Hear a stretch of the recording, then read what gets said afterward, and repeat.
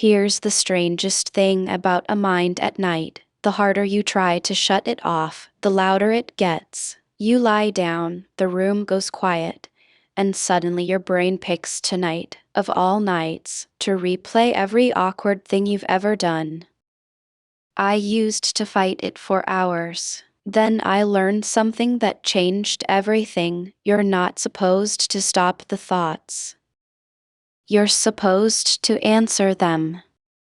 Just once. By the end of this video, you'll have 12 ready-made sentences you can say in bed tonight, each one matched to a specific kind of spiral, plus the simple rule for writing your own. No forcing, no breathing tricks, nothing to buy, just words. And stay with me, because the most powerful sentence of all comes last, and almost no one ever thinks to say it. So get comfortable, dim your screen, and let's quiet that racing mind together. Before we go deeper, let me ask one quick thing, and then I'll leave you in peace for the rest of the session. If a calm voice at night is something you want to find again, tap subscribe. I release a new gentle session like this one every week, and subscribing is how the next one quietly finds its way to you when you need it. Now here's the part I'd love your help with. In the comments below, tell me this: which spiral keeps you awake the most? Replaying an old mistake, bracing for tomorrow, or the endless what-if chains? I read them, and your answers shape the next session I write. And please stay to the very end, because the 12th sentence, the one I save for last, is the one people message me about most. It's the one that finally let their minds stand down. All right. Settle in, let's begin where every racing mind begins. So why does this happen the second your head hits the pillow? Your brain has one job it takes more seriously than any other: keeping you safe. All day it's busy, work, people, screens, so the worrying gets crowded out. But at night the noise drops away, and that ancient part of your mind finally has room to do its rounds. It's like a night watchman walking the halls, checking every door. That mistake, unlocked. Tomorrow, unlocked. It's not broken, and you're not weak. It's a threat detector doing exactly what it evolved to do, scanning the past for lessons and the future for danger. Here's the insight most people miss: the replay isn't random torture, it's a question. Your brain is asking, are we safe? Did we handle this? And as long as that question goes unanswered, the watchman keeps walking and keeps knocking, which is exactly why the thing most of us do next, trying to force the thoughts away, backfires so badly. Let me show you why. Try this for a second. Whatever you do, do not think about a white bear. You just pictured one, didn't you? Psychologists have a name for this: the ironic process. The moment you try to suppress a thought, part of your mind has to keep checking whether the thought is gone, which means it has to keep the thought active to monitor it. So stop thinking about it quietly guarantees you'll keep thinking about it.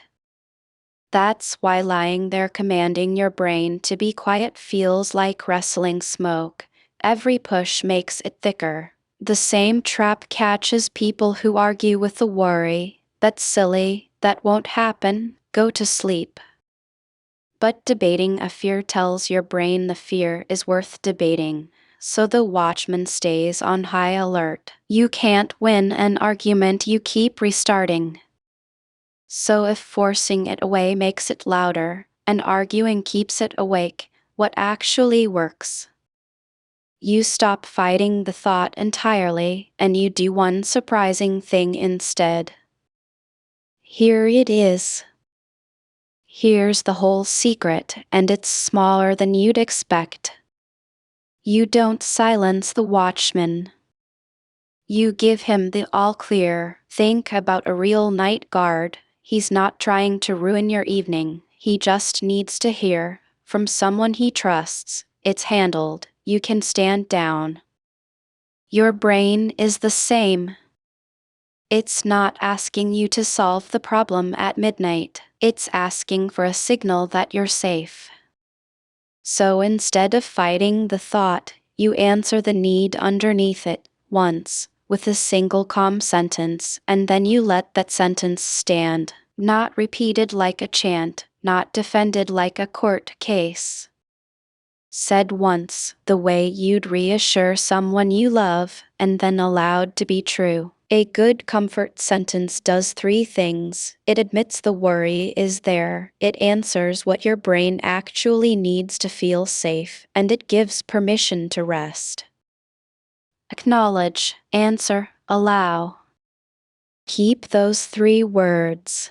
Now let me hand you the exact sentences, starting with the spiral that haunts people most. Before any sentence works, there's a tiny step that makes all of them land harder, and it takes about 3 seconds. It's called naming it to tame it. When a feeling is swirling and nameless, the alarm center of your brain, the amygdala, runs hot. But the moment you put the feeling into plain words, brain studies show that alarm activity tends to drop. Language and panic use different rooms of the mind, and naming the feeling gently moves you from one room to the other. So before you say your comfort sentence, you label what's happening, in a whisper or just in your head. I notice I'm bracing for tomorrow. This is my mind replaying. I'm having an anxious feeling, and that's okay. Notice you're not judging it or chasing it away, you're just witnessing it, like naming a weather pattern passing through. Name it, then answer it. That's the rhythm, so let's walk through the 4 spirals, one by one, with the exact words for each. First, the one that replays at 2 in the morning. Spiral 1, the rerun. Some small mistake from years ago, played back in high definition, and your whole body cringes like it's happening now. Here's what's really going on. Your brain replays a mistake to mine it for a lesson, so you never repeat it. The replay is its filing system. But once the lesson is filed, the replaying becomes a stuck drawer that won't close, so you close it on purpose. The comfort sentence, that moment already taught me what it needed to. I can keep the lesson and let go of the scene. Say it once. If your brain offers a second mistake, you can add, I was doing my best with what I knew then, and I know more now. Feel what that does. It doesn't deny the mistake. It tells the watchman the door is checked and locked. The lesson is saved. There's nothing left to guard. And notice, you're not arguing, you're answering. Which matters even more for the next spiral, the one that drags you out of the past and into tomorrow. Spiral 2, bracing for tomorrow. Your mind starts rehearsing the meeting, the appointment, the hard conversation, as if pre-living it tonight will somehow protect you. It won't. It just makes you face it twice, so give your brain proof it can let go. Earlier in the day, not in bed, keep a notepad and do a 2-minute brain dump, every loose worry written down, plus the very next small step for each. On paper, your brain trusts it's captured and stops circling. Then in bed, the comfort sentence, tomorrow gets my rested mind, not my midnight one, and I've handled every morning so far. And if this is landing for you, take 1 second to subscribe, so the next session finds you on the night you need it. Here's the deeper truth. Your tired 2 a.m. self is the worst possible person to solve tomorrow's problem. Handing it to your morning self isn't avoidance, it's good delegation. Say this sentence, picture setting the worry on the nightstand and leave it there. But what about worries that have no tomorrow? The endless what ifs. That's next. Spiral 3, the what if chain. What if I'm not okay? What if they're upset? What if it all falls apart? Each link snapping to the next, faster and faster. Here's the trap. Every what if feels like preparation, but you can't prepare for a future that hasn't picked a shape yet. You're just suffering in advance for things that mostly never come. So you cut the chain with 2 moves. First, a diffusion line. Instead of it's all going to fall apart, you say, I'm having the thought that it might fall apart. That tiny reframe turns a fact you're trapped inside into a thought you're watching from outside. Then the comfort sentence, if it happens, I'll meet it then, with tomorrow's strength, not tonight's. I don't have to suffer it twice. You're not promising nothing bad will happen. That's a lie your brain won't buy. You're promising you'll be there to handle it when, and if, it's real. And that honesty is exactly why it works. Now, the quietest spiral of all, the one that creeps in when everything finally goes still. Spiral 4, the moment the silence gets loud. The house is still, the lights are off, and somehow the quiet itself feels threatening, like your mind mistakes nothing happening for something's wrong. This one isn't really about thoughts, it's about a body that hasn't been told it's safe. So you tell it, through the senses. It's called 5 4 3 2 1. Without moving much, name 5 things you can feel: the sheet, your pillow, the weight of the blanket, the cool edge of the air, your own hands. Then 4 sounds, 3 textures, 2 scents, 1 slow swallow. Each one is a small piece of evidence handed to your nervous system, here, now, safe. Then the comfort sentence, there is nothing here that needs me awake. My body is safe in this bed right now. Present tense, always, because your brain only ever lives in right now. The senses prove it, the sentence states it, and the watchman finally sits down. So far these are my words, but you'll need your own, so here's the rule for writing them. Here's how to write a comfort sentence for any spiral I haven't named, because your mind is uniquely yours.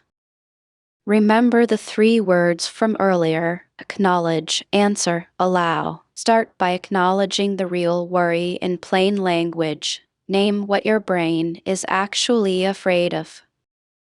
Then answer the need underneath it, not the surface thought. Usually that need is simply, am I safe? Will I cope? Finally, give permission to rest. 3 rules keep it strong. 1. Keep it short, 1 clean line, so you can say it without thinking. 2. Keep it true. Never promise nothing bad will ever happen, because your brain knows that's false and rejects the whole thing. Promise instead that you'll cope, that you'll handle it, that it can wait. 3. Say it in the present tense and in the first person, like a kind word to a friend who happens to be you. Acknowledge, answer, allow, short, true, kind. Master that, and you'll never run out of sentences. But what happens when even a perfect sentence doesn't work? Don't worry, I planned for that. Now let's build these into a ritual, because a sentence you have to search for at 2 a.m. is a sentence you'll forget. This is the 3-line wind down. Say it out loud, softly, every night as your head settles, in the same order, so it becomes automatic. Line 1. The day is done, and I did enough. Line 2. Anything still unfinished can wait for morning. Line 3. Right now, my only job is to rest. Say them slowly, with a real pause between each, and say them aloud if you can. Hearing your own steady voice is itself a signal of safety to your brain, far more than thinking the words silently. Done is enough. It waits till morning. My job is rest.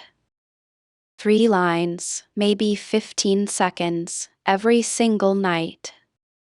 After a week or two, your brain starts to recognize them as the cue that the day is officially closed, and it begins to power down on its own. But some nights, the spiral wins anyway. Here's exactly what to do then. Some nights you'll say the sentence, and your mind just won't stand down. That's normal, and forcing it from here only teaches your brain that bed is a place of struggle. So here's the rule sleep scientists swear by. If you've been lying there wired and frustrated for what feels like 20 minutes or more, get up.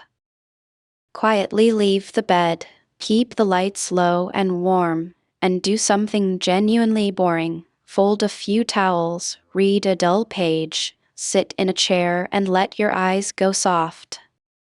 No bright screens, no clock watching. Then the moment you feel the first heaviness, the first real yawn, go back to bed and run your wind down again. It feels backwards, I know, but it protects something precious, the link in your brain that says bed equals sleep, not bed equals battle.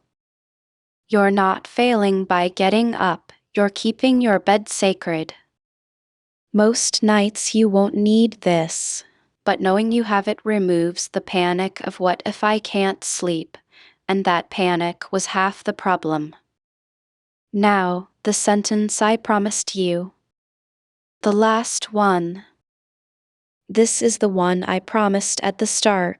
The sentence people tell me changed their nights, and almost no one thinks to say it. Every sentence so far you've said about yourself. This last one you say to yourself, in the second person, the way you'd speak to someone you love who's lying awake and scared. You can rest a hand on your own chest if you like, and you say, softly, you're safe now. You did enough today. I've got it from here. You can stand down and sleep. That's it. The reason it lands so deep is that the frightened part of you isn't soothed by logic. It's soothed by feeling cared for, by a voice that sounds like protection. For one moment, you become your own calm parent, your own steady friend. Most people have never once spoken to themselves with that kindness, and the first time they do, something in the chest just loosens. You can stand down now. I've got it from here. Let that be the last thing your mind hears tonight. Let's bring it all together.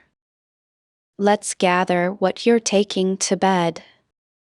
Your mind replays the past and braces for the future to keep you safe, so you don't fight it, you don't argue with it, you answer it once, with a single calm sentence, and let it stand. Name the feeling first. Match the sentence to the spiral, the rerun, tomorrow, the what-ifs, the loud silence. Run your 3-line wind down out loud, and if a night gets hard, the most powerful words are the kindest. You're safe now, you can stand down. I share a new calm session like this every week, so if this helped, subscribe and let the next one find you. Next time, I'll show you the one small thing to do in the first 5 minutes after you wake up that quietly sets your whole night's sleep in motion. Most people get it exactly backwards. Tell me in the comments. Which of tonight's 12 sentences are you going to try first? Sleep gently, be kind to your mind, and I'll see you in the next session. Mind in bloom. Follow for a new calm reset every night. Mind in bloom.